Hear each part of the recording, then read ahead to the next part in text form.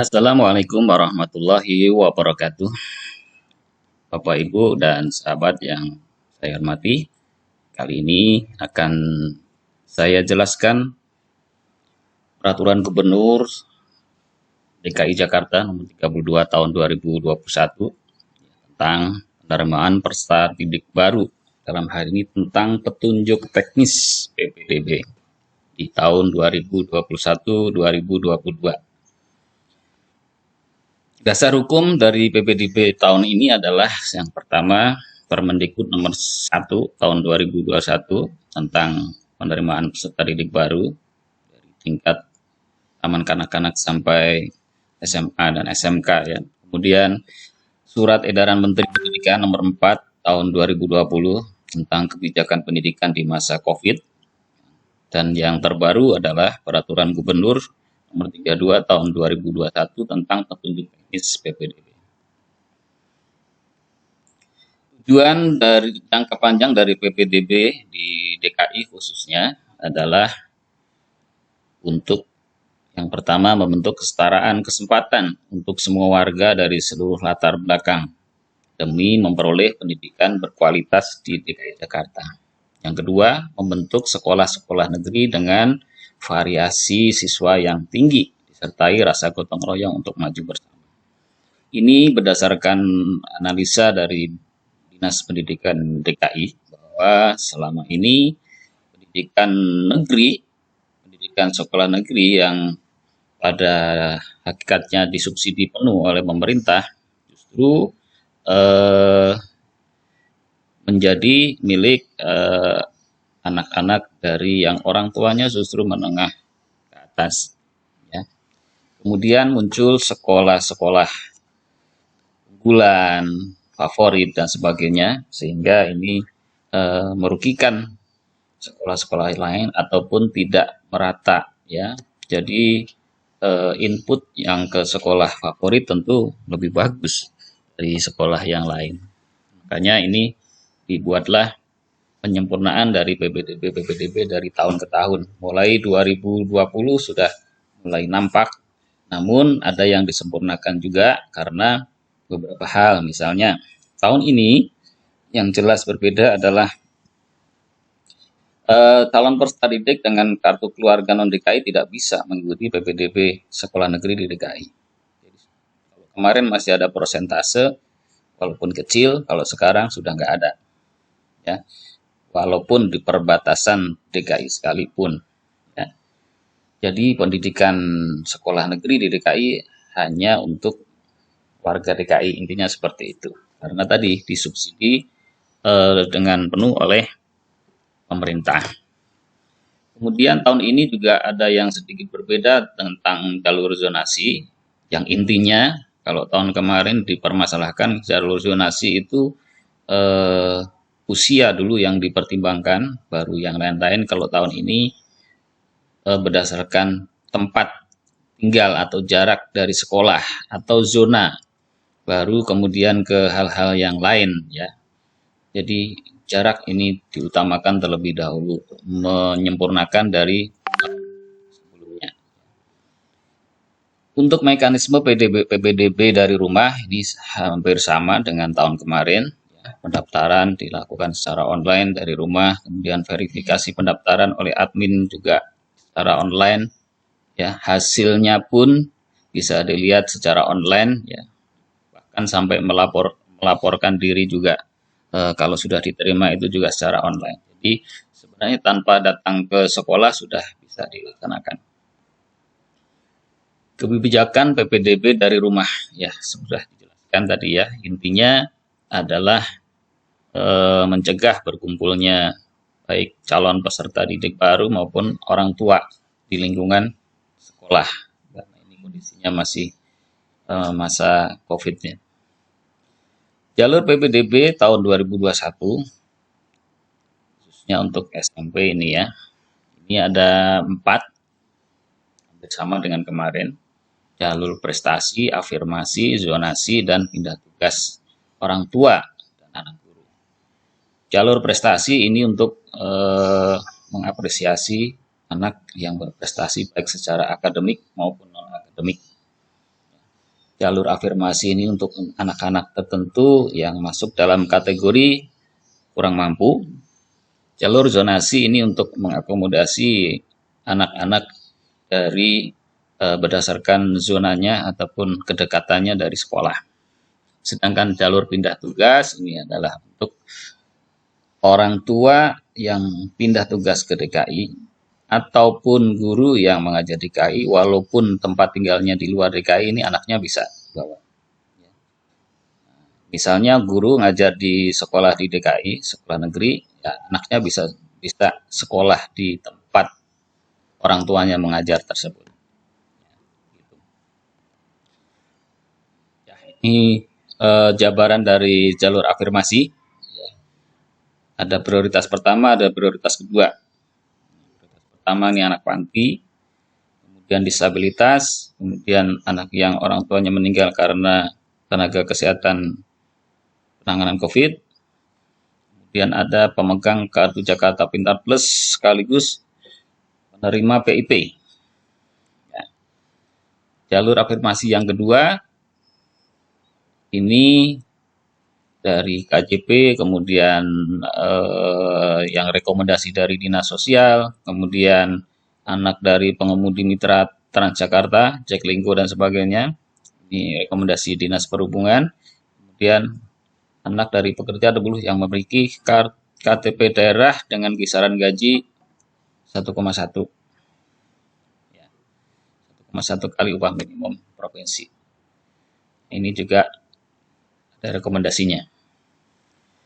Persyaratan sama ya, berusia maksimal 15 tahun maksimalnya ya, paling tua sudah lulus SD, ya, tercatat dalam kartu keluarga yang diterbitkan paling singkat 1 tahun sebelum awal tanggal pendaftaran. Jadi terakhir tanggal 1 Juni 2020 sudah tercatat di kartu keluarga yang dipakai sekarang. Ini jadwal-jadwalnya ya. Jadi nanti jalur prestasi dimulai lebih dahulu tanggal 7 sampai 8 Juni ya. Kuotanya cukup besar, jalur prestasi akademik 18%, non akademik 5%. Ini penilaiannya adalah ya, nilai prestasi. Baru pilihan sekolah, baru waktu mendaftar. Sama, hampir sama. Cuma perbedaannya nanti di perhitungan persentasenya untuk yang non-akademik dan akademik. Ada rumusnya sendiri. Jalur afirmasi tahun ini 25%. Ini ya. Jadi pendaftarannya tanggal 14 sampai 16 Juni.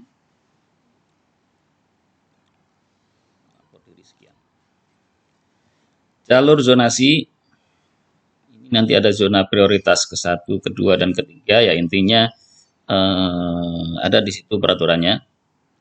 Misalnya RT dari sekolah yang dituju itu sama dengan RT dengan tempat tinggal calon peserta didik. RT yang sekolah yang dituju sama dengan RT sekolah asal. Misalnya seperti itu. Artinya ini tetap pada jarak ya, jarak yang sudah dimasukkan ke dalam sistem Dapodik yang jadi setiap alamat kita di KK itu ada koordinatnya sendiri. Ini kuotanya cukup besar, 50% dari zonasi. Jadi prioritasnya adalah zonanya dulu. Kalau masih nanti ada yang sama, baru dipertimbangkan usianya, baru yang lain-lainnya. Ini dimulai dari tanggal 28 sampai 30 Juni. Belakangan ini. Untuk jalur pindah tugas orang tua dan anak guru, ini persentasenya hanya 2%. Ini udah ya. Kalau ini pakainya nilai juga nih. Nilai seperti jalur prestasi. Cukup jelas ya dari keempat jalur ini. Bisa nanti kalau misalnya sudah mendaftar di jalur prestasi ternyata nggak masuk, ya ikuti jalur yang lain, yang berikutnya. Terutama yang zonasi ini kan cukup besar di belakang. Ya, jadi itu. Ini penetapan wilayah dan seleksi jalur zonasi. Ini tadi prioritas 1, prioritas 2, prioritas 3 untuk SMP dan SMA. Ya.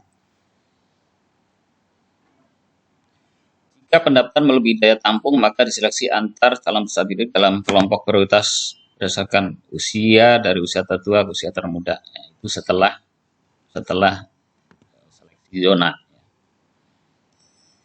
Pra pendaftaran ini diperuntukkan bagi calon peserta didik yang memiliki KK di DKI tapi sekolahnya SD-nya di luar, di Bekasi misalnya. Ini harus pra pendaftaran dulu. Kemudian yang lulus tahun sebelumnya, tahun kemarin. Nah, kemudian yang memiliki KK di DKI tapi sekolah di luar, pendidikan asing. Nah itu melalui pra pendaftaran. Jadi biar nilainya masuk ke Sidanira yang kita pakai sebagai perhitungan nilai seleksi untuk PPDB kali ini. Ini mekanisme pendaftaran. Dari pengajuan akun, nah memang nanti baru dibuka pada saat pendaftaran yang pertama itu. Jalur prestasi, itu nanti baru pengajuan akun bisa. Kalau sekarang Bapak Ibu mengakses di webnya mungkin belum bisa. Dan tidak usah khawatir karena sangat gampang, sangat jelas di situ instruksinya, ya. Nanti kalau sudah mengajukan akun, disuruh mengisi misalnya NIK sama NISN misalnya, ya harus ikuti aja. Nanti diverifikasi dan akhirnya dapat token. Token inilah yang kita pakai buat daftar. Nanti lanjut ke pemilihan sekolah. Ditunggu hasilnya secara online. Nah, kalau sudah diterima, lapor diri. Nah, itu prosedurnya. Jadi setiap tahapan ini nanti ada tanda bukti yang di print out biasanya. Pengajuan akun sukses, ada berkas yang di print. Masuk ke sini milih sekolah, ada berkas yang di print dan seterusnya. Itu ya kira-kira. Kalau kurang jelas, ini layanan informasi cukup banyak. Kita masuknya Jakarta Timur 1 ya, JT1 ini. Di JT1. Kalau memang di hotline service-nya ini lagi sibuk. Ya, jadi seperti itu. Terima kasih penjelasan singkat dari kami. Hal-hal yang mungkin yang belum dijelaskan di sini adalah tentang pengolahan nilai. Ya, karena itu memang cukup rumit, tapi yang jelas kita percaya saja bahwa sistem sudah disempurnakan yang sebesar-besarnya untuk keadilan bagi anak-anak kita untuk mendapatkan kesetaraan pendidikan, ya, seperti itu. Terima kasih. Assalamualaikum warahmatullahi wabarakatuh.